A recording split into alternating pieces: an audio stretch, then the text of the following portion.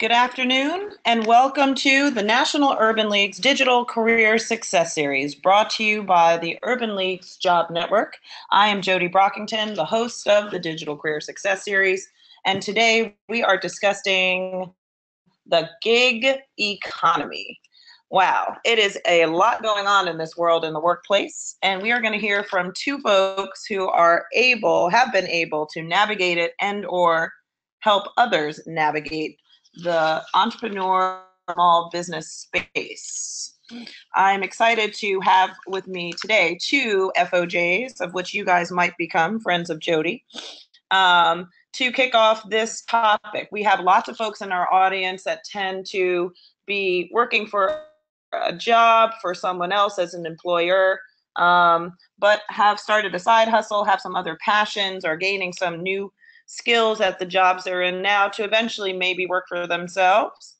And these two experts will let you know a little bit about themselves and try to make sure that we answer all your questions. Angela and I, you see her bio up there, but we met in Harlem. She was definitely doing one business, which you'll hear about, which is Dive. She's a marketing guru specialist. If you want social media to pop, she'll make it happen.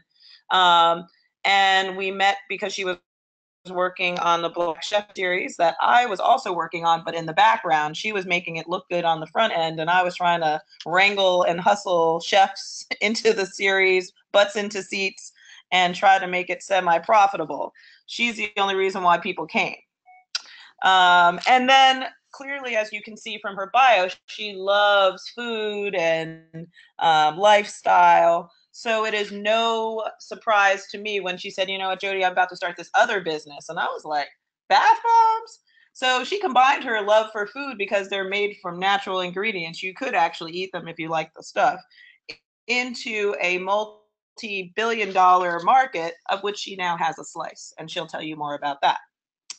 Our other featured speaker today is Karan Washington, who I've had the pleasure to work with for the last, I believe it's 4 years. I don't know. It seems like forever, more like a brother. He runs the entrepreneurship program. He came in as a manager, now recently became a director, so kudos to that. And he helps the National Urban League put a footprint around the country with 13 entrepreneurship centers, making sure that folks that look like him, myself, and others have an opportunity to work on their business, go after their dreams, and have a piece of the pie for themselves. He will tell you a lot about what he's been doing with those centers and the businesses, as well as tell you about our Small Business Matters pitch contest, as well as the summit we have every year as a part of our annual conference for the National Urban League. So with that,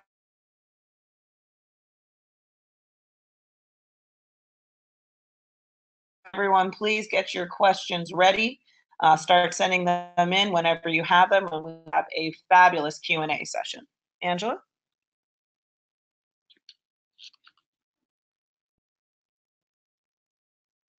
Hello, everybody. I would love for everybody just to take a moment and take this poll and let me know if you have a business, whether you want to start a business, or you just want more information or just curious. This will help me in creating the right conversation for us to have over the next few minutes that you're going to spend with me. So just take a moment. Yes, no, but I want more information.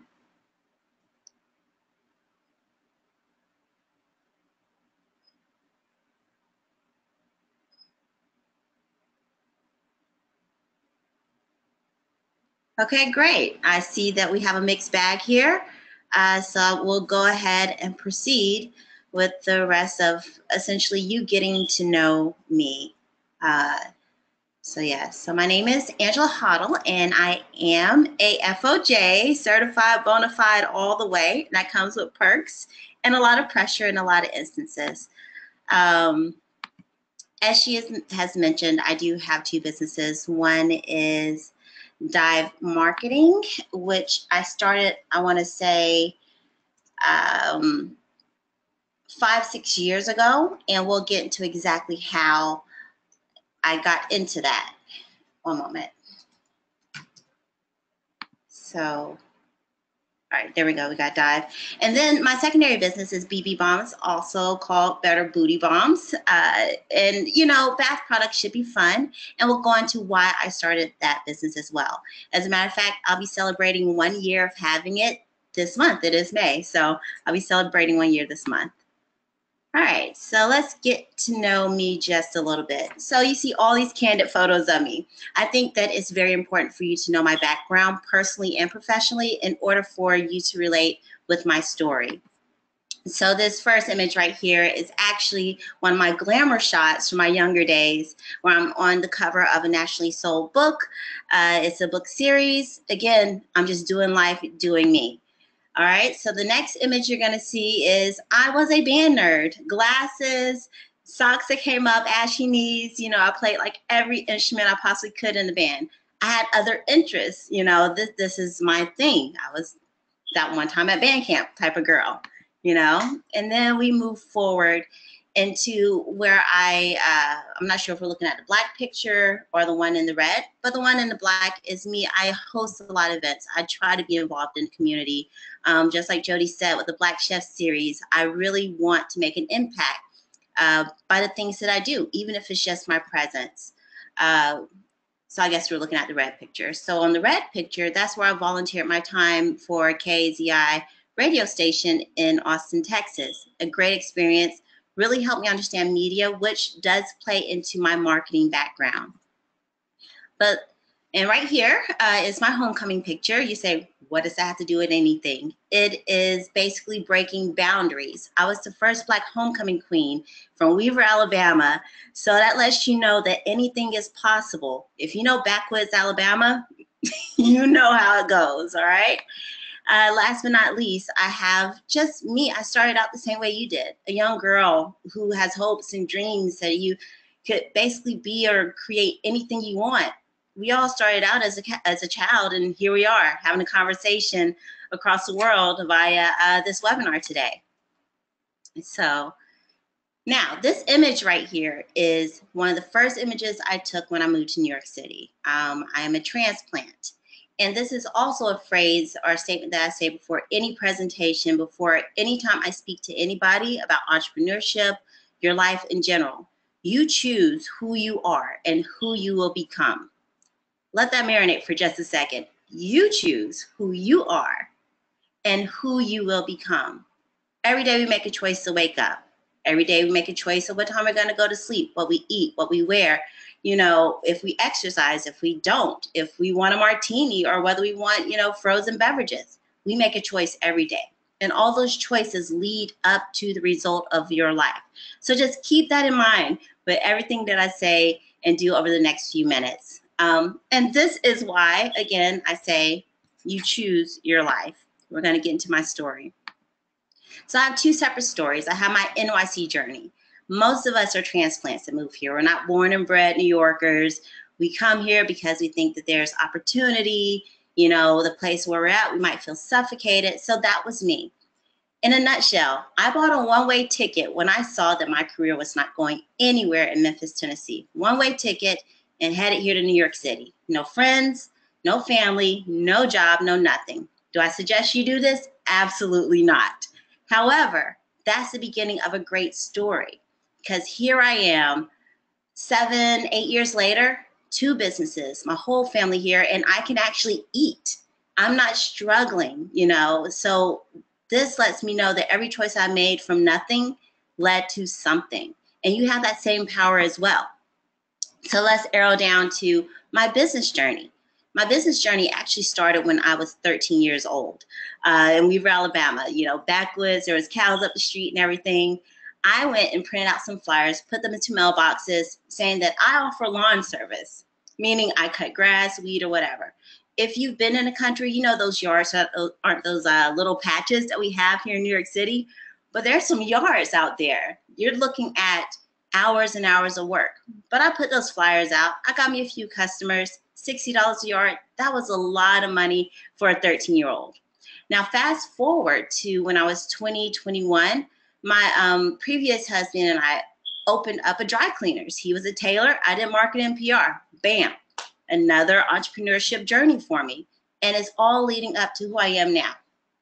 Now, after the dry cleaners, I did my time in corporate America. Don't think that I'm a serial entrepreneur who only made her money off of being an entrepreneur. I've worked corporate office, the Peabody Hotel in Memphis, Tennessee, Sprint in their marketing department. When I moved to New York City, became the marketing director at a restaurant on the Upper East Side, which led me to a PR agency, Hall PR, which does food and lifestyle businesses, and became their marketing director. And then that led to him being my mentor and allowing me to open Dive Marketing. So there's always a journey. I don't want anybody to think that, oh, I can open this. You will have things happen and set in place that leads you to what you're supposed to do. So all these really do boil down to choices and taking advantage of the opportunities that are in front of you. Fear is not allowed if you want to move forward. And all you business owners know this, even those who look for jobs. You know, you're going out there putting resumes out, and it could be scary because it's like, will they want me? Essentially, you're selling. You are a business, even looking for a job. So let's get through the next few ones. So a lot of people ask me, how did you know what businesses to start? Jody hit it on the head. You know, I do marketing. I love marketing, visual. I love food. I love lifestyle, you know, and I was traveling a lot. I have clients all over the world who want me to do trade shows on the East Coast, West Coast, whatever. But I'm also a mom of 4 kids and a husband. And what was happening is that my success with the marketing business was taken away from something that was very important to me. It was the why behind why I was trying to be a business owner, or was being a business owner. So I was like, let me come up with something else that is dummy work. You know, I already know how to market, but that still allows me to bring in that income and grow my marketing business. And that's where BB Bombs came into play. So it's a business that has a product that's simple, that's duplicable, and that I can scale up, but doesn't require me to physically be there all the time. And that's and I was able to take my skills from marketing and apply it to the product business and do the same thing that I do for my clients for myself, essentially. So when you want to think about what business to start, say if you're in corporate America, say you do marketing like I do, you can easily do a drop ship business, put an online shop, have somebody design the stuff for you, and you do the marketing. You got a business, you know. Let's say that you're a chef. You have a recipe you like to sell, put it in a bottle, have somebody market it for you, you have a business. So make sure they complement each other if you're going to add on another gig, another hustle, another avenue of income. So now you want to know, how do I get this money? You know, we only have so many hours in the day, and selling is hard. Telling anybody, hey, give me $10 for this is hard. But here's what I say. Know your business, know its seasons. For example, Dive Marketing. I know at the beginning of every year, everybody's scrambling to get a marketing person or a marketing department because they want to blow up during that year. And that's why I know I'm going to get all my clients from there. Those clients are from word of mouth. There's one thing that I stress is that I have to be addictive. When you're addictive, you go back for more and more and more. Like Chick-fil-A, their sandwich is addictive. So you keep going back for more and more. So whatever business you have, be addictive. So my busy season is the beginning of the year, but around November, December, they look at their budgets like, oh no, we don't want to spend this anymore. So then I get dropped. Because, you know, marketing is like a catch-22. It's one of those things where they know they need it, but it's not sales, it's awareness. Hence, BB Bombs, right around November, December, that's when everybody's buying gifts. So I know that when those sales drop with my marketing business, BB Bombs is about to soar because they need gift sets, body products, birthdays, parties, swag bags, so on and so forth. Know the seasons of your business. For this business, I use primarily social media because they want to see and experience the lifestyle that comes with it. So once you decide on what your business is, determine exactly how it needs to be perceived and market on those platforms. Okay, so this takes thought. You can't just go out there and say, hey, it's for everybody. It's not for Pookie now, or it's not for whoever you think it is. Know who you're talking to and talk to them on the platform they're on. Simple as that. That's how you get the money. And so in closing, for myself, I am offering the listeners and the viewers of this webinar at 25% off anything in my shop. You use the code URBAN25 and just go to www.bbbombs.com. Once I see that code's being used, you'll also get a free gift thrown into your order. So I hope that my story helps some of you in the journey, or decide whether or not you want to go into this gig economy. It's exhilarating, it's tough, but you can do it because you are the sum of your choices. All right, Karen. Well, Angela, thank you so much. What a phenomenal story, and cannot wait to hopefully use some of your products and actually help you market some of those. So, once again, thank you to the National Urban League. Jody, thank you to you. Love working with you. It's been a phenomenal ride being here at the Urban League. But you guys have heard some of my story, but I just wanted to hit upon some key points because I think that with starting a business, I think it's about resources and it's about networking. So remember those two key things. But I started off at East Carolina University, went there, started my degree as exercise physiology, switched majors 2 or 3 times, as most people probably have done when they went to school. Graduated, moved back to New York, worked in corporate banking for 10 years. And again, resources. I'm a part of Kappa Alpha Psi Fraternity Incorporated. Reached out to one of my fraternity brothers and said, hey, I'm looking for a job. I need to get out. I need to get out of this space. I need to figure out something to do. So within 1 week, got a phone call. Within the next week, I got an interview. Within the next week, I got a job. Worked in 2 corporate banks for about 8 or so years or so, but I wanted to really affect our people, people that look like you and I. So I started volunteering. Ironically, who was it with? The National Urban League Young Professionals. I was a part of that wonderful organization for a number of years.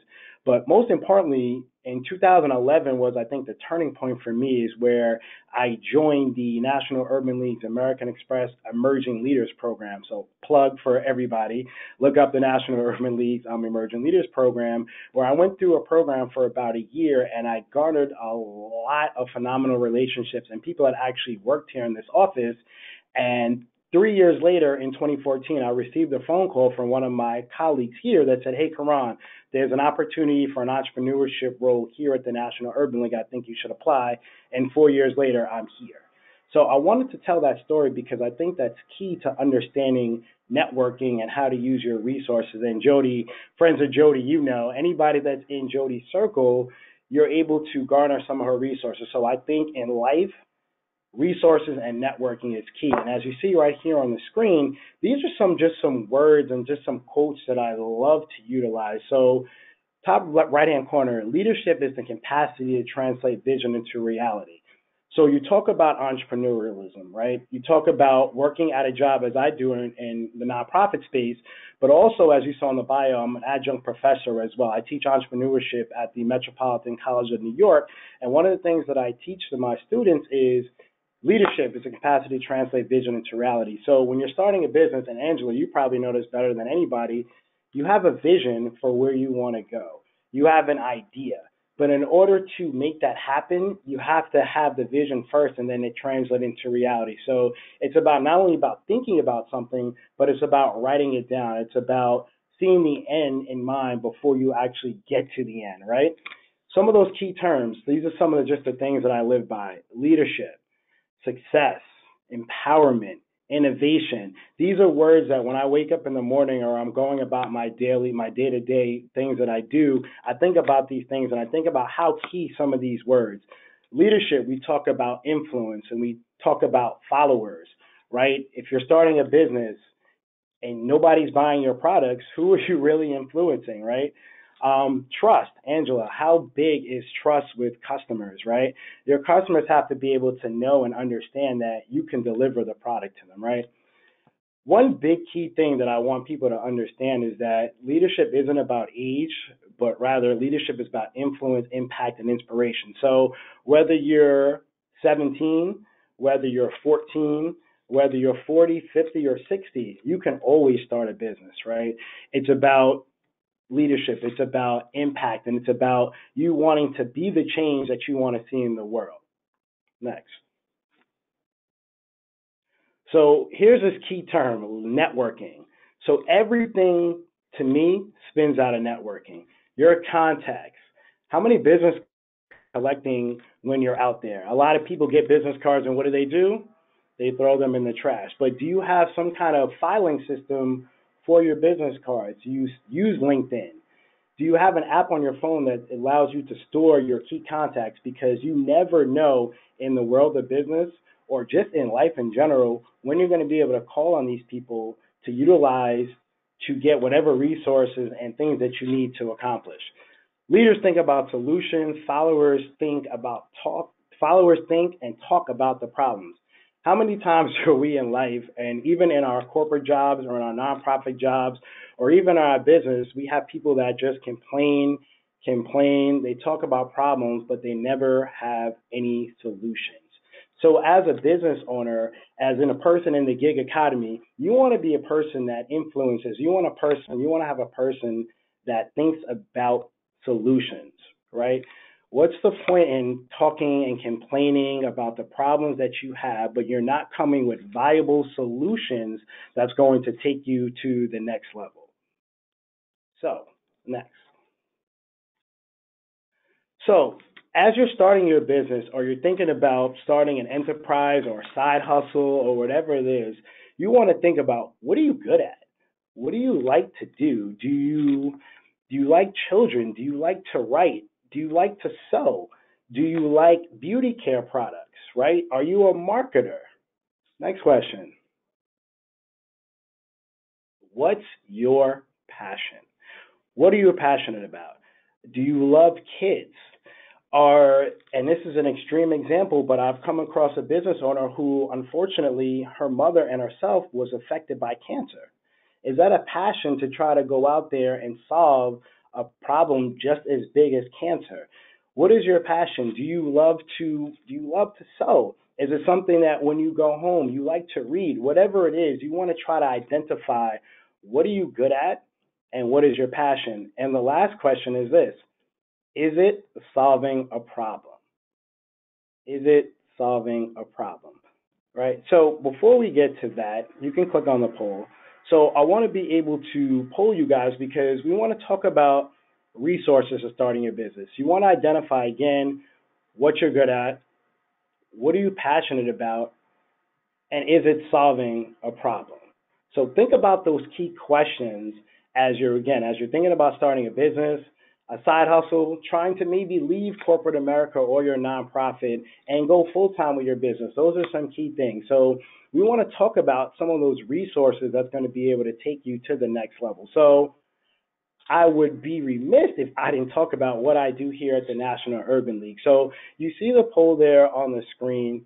How many individuals on the call know about the National Urban League Entrepreneurship Center program, have been to a center, maybe you've heard of it, but never been to one, or you've never heard of it at all? And we're doing you a disservice here if I say, as I'm looking at the percentages, yes, but I have never been to one. And hopefully that's because there's not one in your market, right? So let's talk about the National Urban League Entrepreneur Program, because again, this is what I do here. This is what I love to do. And this is what I was brought here to do almost 4 years ago in June. So as you see, the National Urban League's Entrepreneurship Center program, we provide the management, counseling, and training to small business owners that's looking to start, grow, or scale their business. How are we able to do that?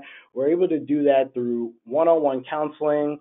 We're able to do that through group training sessions. And the whole goal of our program is to be able to create jobs in the community, and obviously as primarily dealing with African American business owner, even though our doors are open to whoever walks in. As an African American business owner, as you're starting your enterprise, more than likely, and this is what we hope, is that you're going to be employing people that look like you in those communities. So that creates jobs, that creates the wealth, and that creates economic stability in those communities. And Angela, as you know, I see you're shaking your head. Small business owners and entrepreneurs are the lifeblood of our communities across the country. Why? Because not everybody is blessed enough to go to college. Not everybody has the resources. But if you have a vision, if you identify what you're good at, and you're able to identify your passion, anybody can start a small business as a side hustle, as a hobby, and be able to grow it big, especially utilizing some of the services that we have here at our Entrepreneurship Center program. as you see, there's 13 entrepreneurship centers across the country, located in various large markets throughout the country, excuse me, and we serve roughly around 17,000 clients per year that go through our entrepreneurship center. Here at the National Urban League, as most of you know, we are a support system for our affiliates across the country, and more specifically, Stephanie Devon and I, we support our 13 entrepreneurship centers across the country, and our directors that are either directly impacting clients or they're hiring what we call subject matter experts in either marketing, finance, either Excel, whatever that problem or that issue that client is having, whether they're looking to create a business plan. These directors and subject matter experts are there to be able to assist these small business owners, again, start, grow, and scale businesses. So again, I would be remiss if I didn't say that would be your primary source of resources here. So the big thing that we have going on, and here's a poll here that I want you guys to think about as we're moving forward. The big thing that we have going on here in the summertime is we have our National Urban League Small Business Matters Summit. And as you guys are already clicking about it, wow, 67% of people have never heard of it. Wow. So that means we need to do a better job of promoting. But our Small Business Matters Summit, it happens this summer in Columbus, Ohio. It will be August 4th at the Greater Columbus Convention Center between 8 a.m. and 4 p.m. So what happens there at Small Business Matters? It's a one-day workshop of 9 concurrent workshops segmented in tracks between our startup track, our growth track, and our accelerated track. And it's segmented in the themes of money, management, and marketing, the 3 themes that we feel like any entrepreneur needs to know about. So an exciting day of networking. Jody is a part of it. She is our host in the morning for our networking breakfast, where we have an opportunity to rub elbows with other business owners, investors throughout that support our program, other business owners. You also have an opportunity, again, to attend some of the resources. Our Connection Zone is an opportunity for you to talk to some of our private and public sector organizations that's there on hand, some of our local small business owners, so just so you can get some resources to bring back to your community so you can grow your business. Again, throughout the day, something huge that we have is our pitch competition at lunchtime. Ooh, the pitch competition. So I would love if I can see people's hands go up, but I can't. I know if I ask the question, how many people would need some financing for their business, everybody would raise their hand. So, right, Angela? So at Small Business Matters, we're going to be giving away up to $10,000 for your business. And as you see at the picture, those were 3 of our winners that won our pitch competition last year. This year, we're going to be doing it first, second, and third place. The top prize is $3,000. Second place is $5,000, $3,000, $2,000. Not even getting my math correctly, but up to $10,000 we're going to be able to give away for entrepreneurs that's going to be able to get on stage and pitch their business. So you see right there is the registration link. In order to apply for the pitch competition, you have to register for Small Business Matters first. There's a link, and the best thing about it, it's free. It's at no cost to you. You just have to find your way to get to Columbus, Ohio, find your way to get a hotel room. But as an entrepreneur, when there's money to give away, there's resources to be had, there's connections to be made. You find the will to get out there. With the pitch competition, I wanted to put the link out there for you guys so you guys can see it. But normally what we do is that you don't see that link until you actually register for Small Business Matters. But I wanted to make sure that for everybody that tuned in, you actually saw the link. And I know Angela raised her hand. She's going to be applying for the pitch competition. But we pre-select 10 entrepreneurs to go to Columbus to pitch. But again, even if you're not selected for the pitch competition, you want to make sure you get to Small Business Matters because, again, it's a great opportunity to connect with small business owners. We've had a ton of success stories from clients that have went into Walmart and got their businesses there. People that have had their businesses invested in because they just went to Small Business Matters. People that have met other business owners that were connected and they were able to do business with each other. So even if you are not selected to pitch, you definitely want to register and get out there to Columbus, Ohio. We're going to have a phenomenal time on Saturday. Some additional resources that I wanted to share in light of not being around an entrepreneurship center around the country, the Small Business Administration, the United States Small Business Administration. As most of you may or may not know, this week is National Small Business Week, where we're recognizing the lifeblood of our economy, our small business owners. So from April 29th to May 5th is going to be National Small Business Week. Click on the SBA.gov website. You will see phenomenal resources that's there. You will see phenomenal webinars that you're able to tune in for free and kind of, again, learn about some other resources that are offered. And I won't go through all of them, but you see SCORE is a great website for business mentors. You have your small business development centers, you have your minority business development agency, and you have your National Minority Supplier Development Council, all great resources for business owners to be able to tap into. And again, remember, in the gig economy, it's about what's your passion, what are you good at, is it solving a problem? And anybody, whether how old, young, color, nationality, can start a business if you have your proper networking and your resources. So again, Jody, thank you to you. Thank you to the National Urban League and the Jobs Network. And looking forward to seeing you guys out and promoting your business and seeing you out in Small Business Matters out in Columbus, Ohio, and supporting Angela in her business, because we need to make sure that we continue to support our fellow entrepreneurs that are out there in the field doing the great work.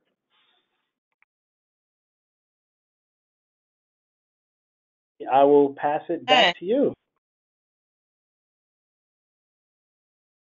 So I'm going to do like this rapid fire. So much information. I think we got a right combo here. The business owner, both of you have worked in multiple, sectors. We have a mix of people who already have their business and have questions, but Karan, I'm going to put you on this, but how come there are only 13 entrepreneurship centers?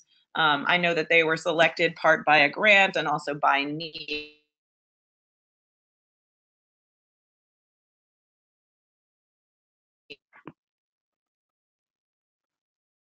Jody, your phone broke up a little bit, but I think you asked a question about why there are only 13 entrepreneurship centers. Okay, I'll answer that. If you had another question, I'll be happy to answer it. So you are right. The 13 entrepreneurship centers are selected here by the National Urban League, but all that basically means is that we provide financial support via a sub-grant that we get from either corporations or foundations. However, throughout the National Urban League movement, there are other affiliates that have entrepreneurship services throughout the country. So if anybody is looking for that, I can certainly share that with you. But again, why there's only 13 is just because we provide the financial support to them. But again, there are other affiliates around the country that have entrepreneurship services, that have entrepreneurship centers. And here at the National Urban League, we provide the technical support and we provide whatever support that we can give them, whether it's giving them the model that we use for our entrepreneurship center. We provide them with access to be able to talk to the people at US SourceLink, which is the data management system that we're able to use to provide some of the metrics and what the entrepreneurship center directors use to be able to track their clients and some of the metrics and the impact that they have around the country. So hopefully that answers your question. All right, so it looks like another question popped up. Some of the keys to marketing your business. Number one, know your product. It's been so many times that I've actually mentored small business owners who have a product idea, but they don't know exactly the ins and outs, the benefits, the problem that it solves, like Karen says. So know your product. Another key is knowing your audience. All right, so we've gotten spoiled with Amazon, with Walmart, with all these big box businesses who has an audience that could be anybody from the President of the United States to a baby that's not even born yet. But most small businesses have a market that's completely targeted. For example, for my bath bombs, I know that I'm targeting women between the ages of 25 and 34. They're moms, they have expendable income, not in the hundreds of thousands, but don't mind spending $10 to treat themselves. And I know that they want things that are clean, they want things that are natural, because that's a really big thing going on right now.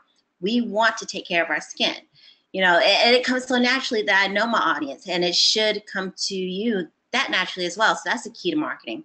And the third key is to make it presentable, and this goes to resources also. If you don't have the resources to have the best packaging, do the best you can with what you have, and just continue to grow, but just present it in such a way that you'd want it presented to you. Because again, it's hard to ask anybody to give you $1 for something, and marketing is how you have that conversation. It doesn't have to be verbally. Say, hey, give me $1, So make sure you know your product or service, make sure you know your audience, and make sure you know how to present it correctly to speak to your audience about your product. So Karan, if you can answer about how to craft pitch. Absolutely, this is going to be key, obviously, for our pitch competition. Angela's smiling because we had a dialogue beforehand. But so I think the effective components of a pitch is knowing your product. And I know that this is a shameless plug, but we work with Brandon Andrews, who works with the producers of Shark Tank, and we had some Shark Tank casting calls throughout the years that I've been working with him. And if for anybody that's seen Shark Tank, one of the big keys is knowing your product. What are your numbers? Who are you serving? What is your product doing? How is it helping? What is it solving? So I know I threw a lot of things rapid fire, but you want to know what your product is and what is the problem that it's solving? Who's your target audience? Who are you going after? You want to know your numbers. You want to talk about your sales. How much sales do you have? You could judge a business by one or two things. You can judge a business by, a fancy marketing strategy or, great branding. But the key to the game is in order for you to pay your bills, you have to be making some kind of money, right? So you want to make sure that you know what your numbers are. So if I would have to answer that question, I would definitely say know your product, know your business, know your competition, because I think that's key, knowing the problem that you solve, and knowing what's your target audience. And when you're talking about this, we talk about a 30 or 60-second elevator pitch. You want to be passionate about what you're talking about, because it's great to have a great product. It's great to have something that solves a great problem. But if you're not passionate about it, people are not going to buy from you. People buy and people trust people that they feel and they like. They do business with people that they like. So you also want to be passionate about your business and talking it out there in the world. So Angela, there's a lot of folks out here who want to make the shift like you did from being an employee to being an employer. How did you decide, or when did you decide the time was right for you? And is there a right time? Okay, so for me specifically, I made the transition from employee to employer when I was at the PR agency. I was working as their marketing director, and I was fortunate enough to have the owner become my mentor. And he allowed me to open up my office for Dive Marketing within his offices. So it made sense at that point for me to transition out, because he understood my goals and my dreams and what I wanted to do in life. Now, to the point where I actually left his office and was looking for my own offices and everything, was when that income, profit, not just sales, but my profit, was enough to pay myself, pay my employees, reinvest in my business, That's when I knew that it was time for me to let go. Now, that took a lot of work. It was like another year that I was sitting in that office that I was an employee of, but became, an employer. But it took about a year, to make that transition fully. For other people, I highly suggest your circumstances. There's always the financial literacy part of it where you should have at least 3 months reserved for emergencies, and that's with or without a job, with or without business. Have your finances in order, because the last thing you need is to get out there on your own and can't even survive, because then you start making bad decisions. Like I said, my story is a unique one, but I don't suggest people do it the way that I did it. I just got a whole lot of hustle in my body. So it's a very personal decision. If you want to go from full-time to entrepreneur, I say maybe go part-time once you feel like there's enough sales with your business. And then once that part-time income is replaced or surpassed, then you can fully quit. I highly suggest that maybe you take that route. Full-time, part-time, then fly. Yeah, no, I would definitely say that everyone has a different, just like investing, right? We all have a different amount of risk that we can take. If you're single, you might have a little bit more flexibility. You had a family and you have people that, when you make a decision makes a little bit different of an impact. Few mouths to feed. So just think about the transition. That doesn't mean you can't just make it cold turkey, but sometimes it is difficult.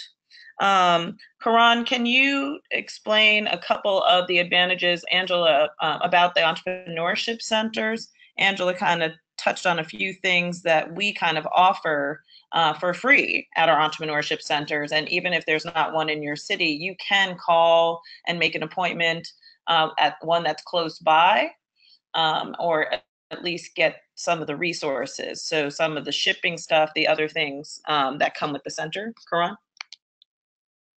So resources with the centers, obviously I talked about the free resource, and I think that's big because a lot of entrepreneurs, as they're starting off, they may not have the money to be able to go to a person, a consultant that's going to charge them, hundreds of dollars to create a business plan or a marketing plan. So I think one of the big advantages of the entrepreneurship centers is that it's free. Is that most of the services, I should say, are free for entrepreneurs to go in, and then you have a business mentor.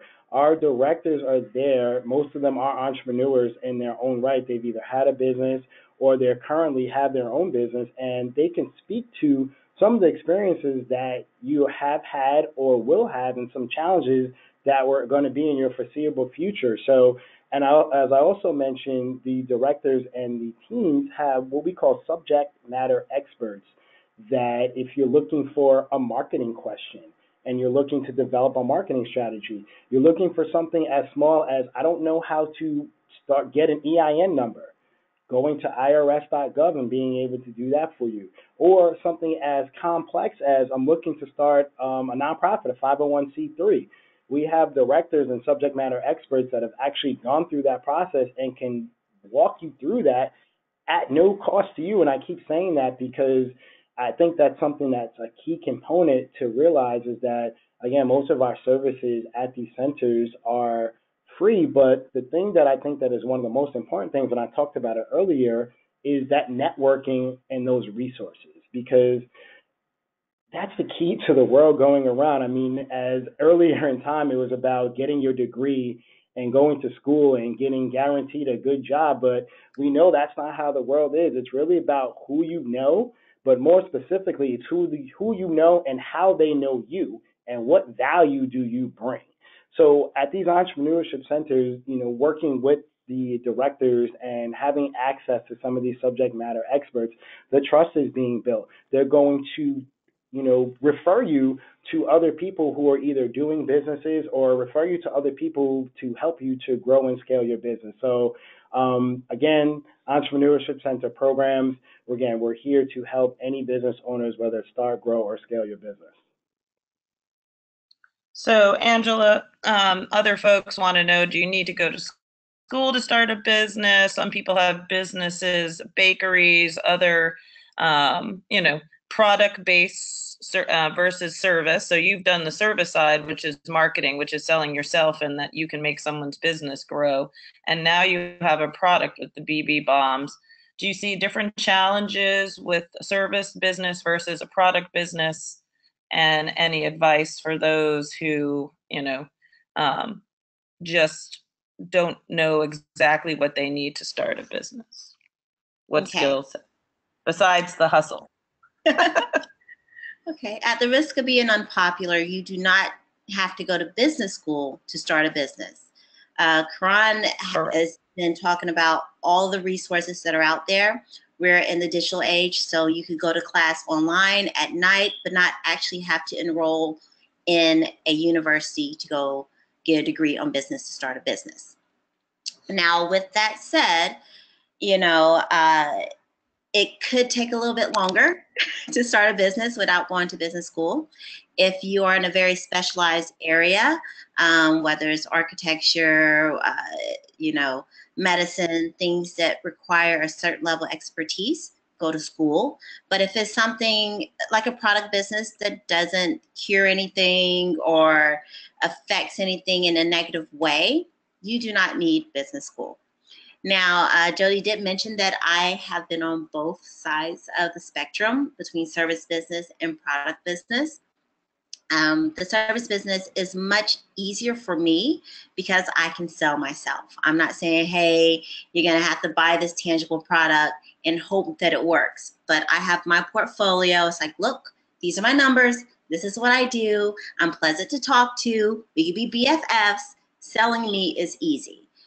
So service business, although not as easy to scale, because once people are sold on you, it's hard for your customers, future clients, to want to work with other people within your organization. So that's my biggest challenge for the service business is once you become the face of your business, people want to work with the face and not necessarily the team of the face. So just keep that in mind. If you're going to do service and you want to scale it up to an agency or something bigger, figure out how it can be duplicated into your team, how your culture can be repeated in the people who are going to work for you to keep growing your business on the service side.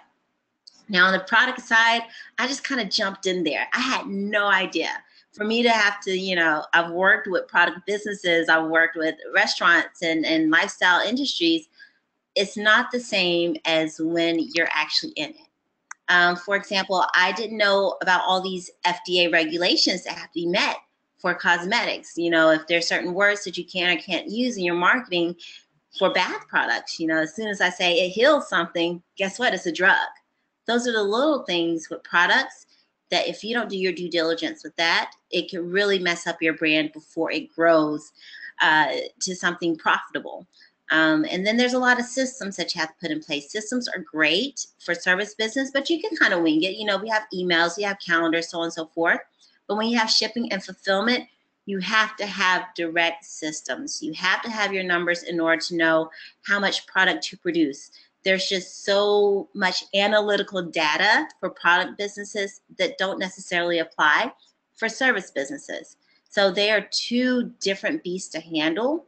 And depending on your personality, might determine which one you decide to go to. But yes, it is a challenge on both sides, but it's very rewarding. I'm very happy to have done both and continue doing both.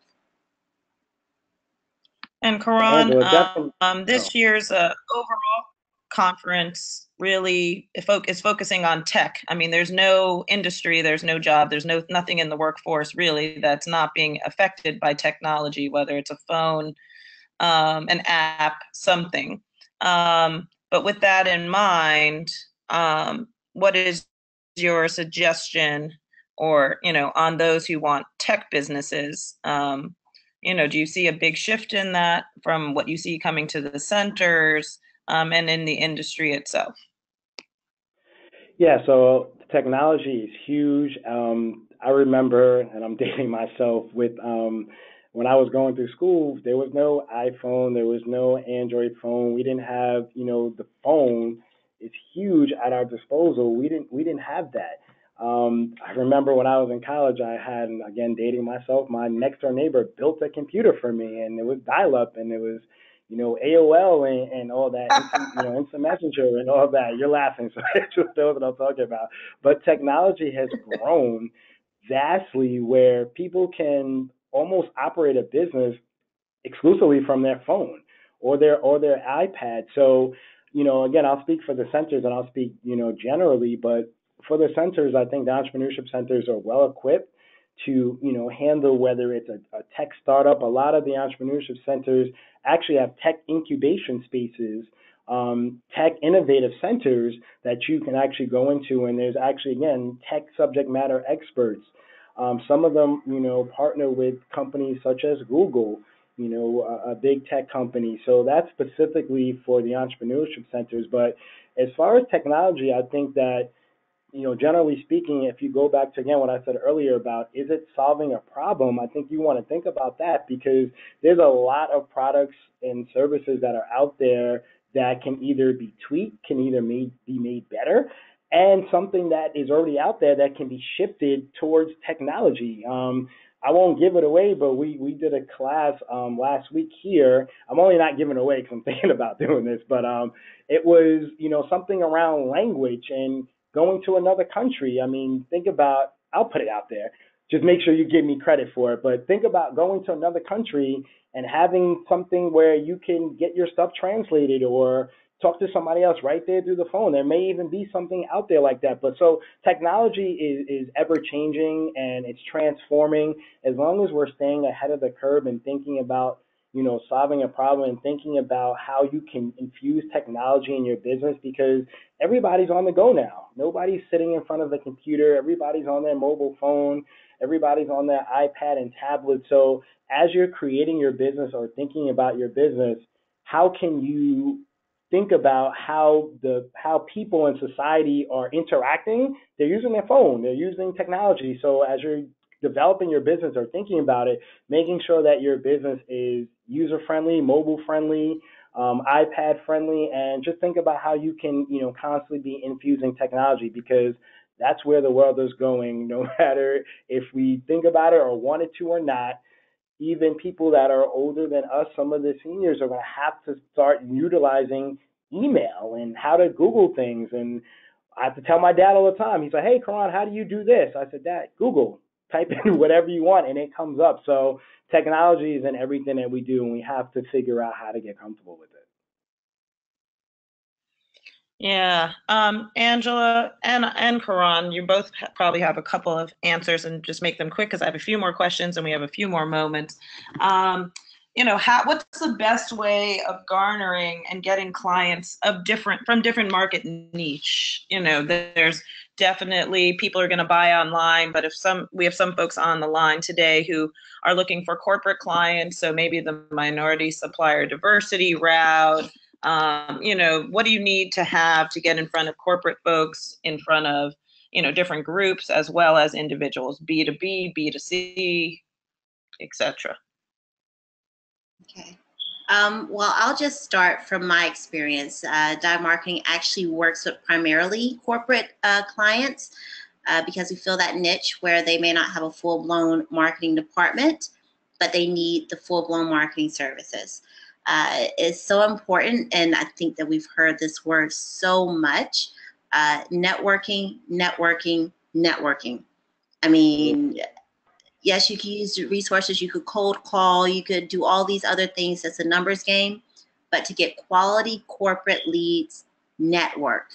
And that means get from behind the computer, go have a conversation, have some coffee, have your business cards, have proof that your services work, and you can get your corporate clients. But you have to get from behind the screen and out there in person so that they know you are accepting corporate clients. So network, network, network. I'm sure Karan knows like databases and things of that nature where people can pull from, but for me, it's all about your network. Get out there. Yeah, Angela, I would definitely have to agree.